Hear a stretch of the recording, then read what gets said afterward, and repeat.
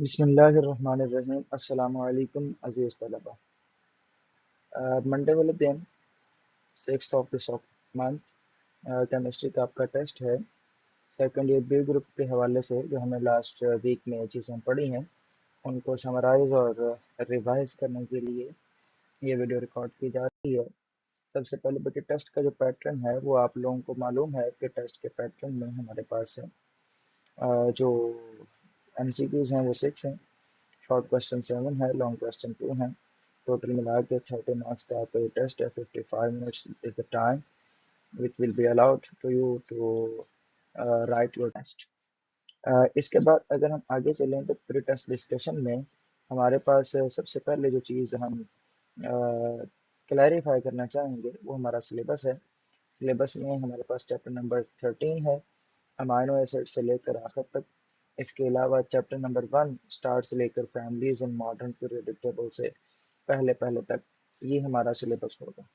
इस सिलेबस में MCQ जो हैं वो रेलिवेंट टॉपिक्स और रेलिवेंट एक्सरसाइज के शामिल होंगे, जिनके लिए आपको जो है वो ऑलरेडी गाइड किया जा चुका है। शॉर्ट क्वेश्चन में हमारे पास जो हमारा सिलेबस स्टार्ट हो रहा है वो अमाइनो एसिड से हो रहा है। तो अमाइनो एसिड में सबसे पहले अमाइनो एसिड का स्ट्रक्चर, इसके अलावा इसके टाइप्स, एसिडिक, बेसिक और न्यूट्रल अमाइनो एसिड, इनके डेफिनेशन विद एग्जांपल। यहाँ से स्टूडेंट्स आपसे एसिडिक, बेसिक या न्यूट्रल अमाइनो एसिड किसी के भी आपको कहा जा सकता है कि इसकी एग्जांपल्स में जो अमाइनो एसिड्स हैं उनके स्ट्रक्चर ड्रा करें। Write down two amino acids which are neutral, उनका स्ट्रक्चर ड्रा करें, या बेसिक या एसिडिक। इसी तरह अमाइनो एसिड के दो टाइप्स हैं, एक है एसेंशियल और दूसरी है नॉन एसेंशियल। इन दोनों के दरमियान difference as a short question पूछा जा सकता है। फिर हमारे पास आ जाता है नोमेनक्लेचर, जिसको आप रीड करेंगे MCQs के लिए। और अमाइनो एसिड्स के आमतौर पर जो है वो कॉमन नेम इस्तेमाल किए जाते हैं, आल्दो कि हमारे पास एक पूरा सिस्टम है, आईयूपैक का रूल्स हैं, जिनके मुताबिक हम इनके नाम रख सकते हैं। अलबत्ता ज़्यादा इस्तेमाल किए जाने वाले नाम कॉमन नेम्स हैं।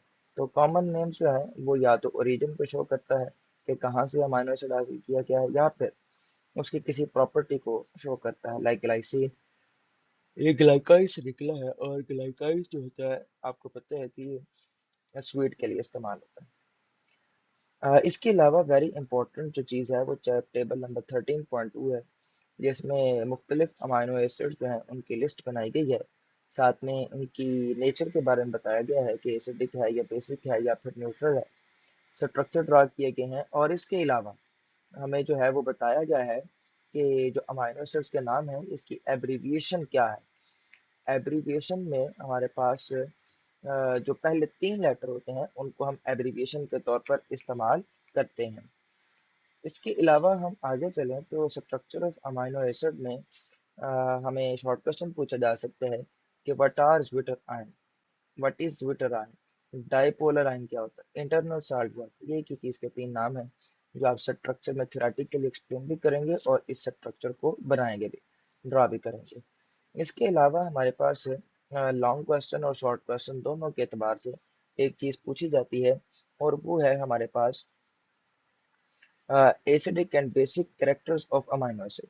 जो अमाइनो एसिड हैं इनका एसिडिक और बेसिक कैरेक्टर जो है ये हमसे पूछा जा सकता है। तो आप इसको भी एज ए शॉर्ट क्वेश्चन जो है या लॉन्ग क्वेश्चन आप इसको अटेम्प्ट करेंगे। इसके अलावा हमारे पास आगे चलें तो next synthesis of amino acid है। इस सिंथेसिस ऑफ अमाइनो एसिड में हमारे पास दो मेथड्स हैं। First one is from alpha bromo acid, और नंबर 2 हमारे पास है स्ट्रिक सिंथेसिस।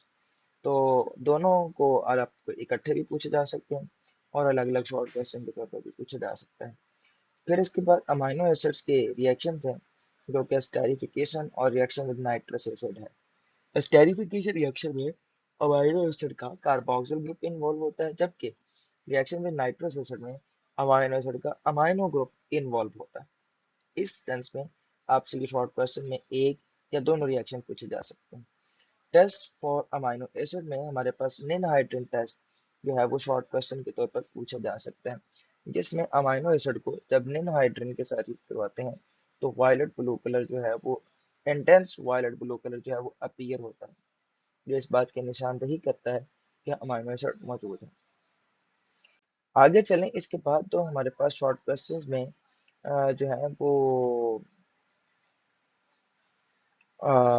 प्रॉपर्टीज हैं पेप्टाइड्स एंड प्रोटीन्स की। सॉरी, पेप्टाइड्स एंड प्रोटीन्स, ये एक आर्टिकल है। इसमें डाइपेप्टाइड क्या होता है, पॉलीपेप्टाइड क्या होता है, इसके अलावा प्रोटीन्स क्या होती हैं, इनके बारे में पूछा जा सकता है, शॉर्ट क्वेश्चन के तौर पर पूछा जा सकता है। और इसके अलावा लॉन्ग क्वेश्चन के तौर पर भी ये आर्टिकल पूछा जा सकता है।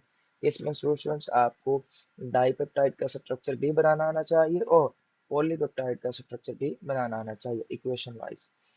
इसके अलावा हमारे पास चैप्टर नंबर 1 से फिर हम चलें तो पीरियोडिक टेबल की डेफिनेशन शॉर्ट क्वेश्चन बन सकती है। हिस्टोरिकल बैकग्राउंड में जो हमारे पास साइंटिस्ट हैं उनके बारे में पूछा जा सकता है। तो उनमें हमारे पास जो सबसे पहला नाम है वो अर्राजी है, जिसकी classification physical and chemical properties की बुनियाद पर थी। फिर दूसरे नंबर पर हमारे पास जो ब्रायनर है, अगेन इसने ट्राइएड्स बनाए और इन ट्राइएड्स की जो अपना बेस थी, बुनियाद थी या क्लासिफिकेशन की बुनियाद, वो भी फिजिकल एंड केमिकल प्रॉपर्टीज थी।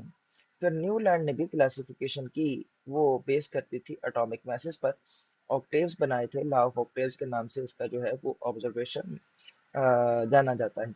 मेंडलीव ने भी एलिमेंट की क्लासिफिकेशन की, पहला साइंसदान था जिसने पीरियोडिक टेबल की शक्ल में एलिमेंट्स को क्लासिफाई किया और उस क्लासिफिकेशन की बुनियाद भी एटॉमिक मैथ थी। यहाँ से पीरियोडिक लॉ वाला शॉर्ट क्वेश्चन बन सकता है, why Mendeleev left some gaps in his periodic table. ये वाले शॉर्ट क्वेश्चन यहाँ से पूछे जा सकते हैं। हिस्टोरिकल बैकग्राउंड में ये जो साइंटिस्ट हैं इनका काम आपसे पूछा जा सकता है। मेंडलीव का काम करने के बाद हमारे पास जो है वो इम्प्रूवमेंट्स हैं इन मेंडलीव्स पीरियोडिक टेबल। तो मेंडलीव्स के पीरियोडिक टेबल में जो इम्प्रूवमेंट्स हैं ये आपने लॉन्ग क्वेश्चन के तौर पर भी तैयार करने, अलबत्ता इसमें मॉडर्न पीरियोडिक लॉ की डेफिनेशन शॉर्ट क्वेश्चन के तौर पर पूछी जा सकती है। नोबल गैसेस के लिए एक एक्स्ट्रा ग्रुप ऐड किया गया, उस बारे में आपसे पूछा जा सकता है।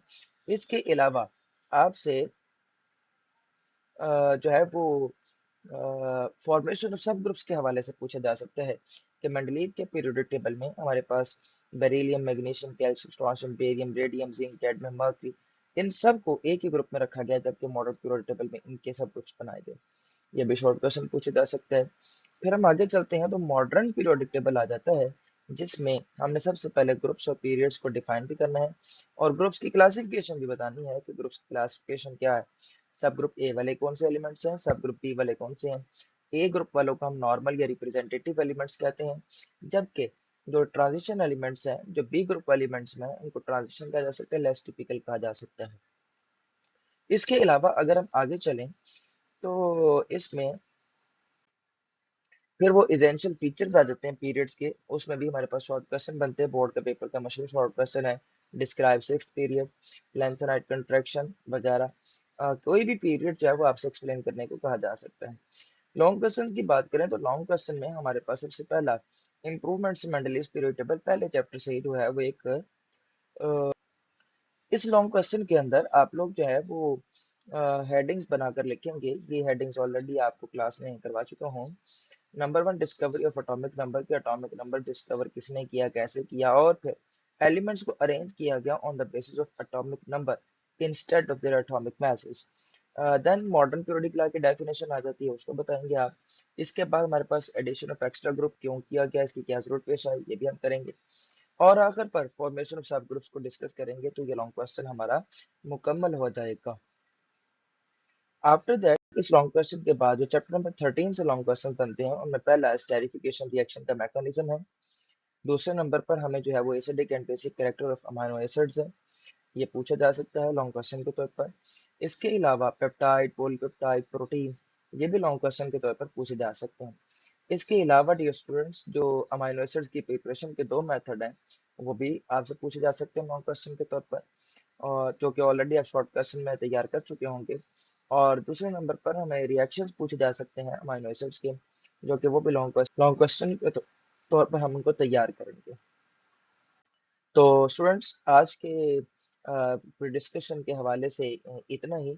इंशाल्लाह अज़ीज़ नेक्स्ट टेस्ट की डिस्कशन के हवाले से फिर से हम आपसे मुखातिब होंगे। तब तक के लिए अल्लाह हाफिज़। अल्लाह हम सबका हामी नासिर हो। Best of luck. अल्लाह हाफिज़।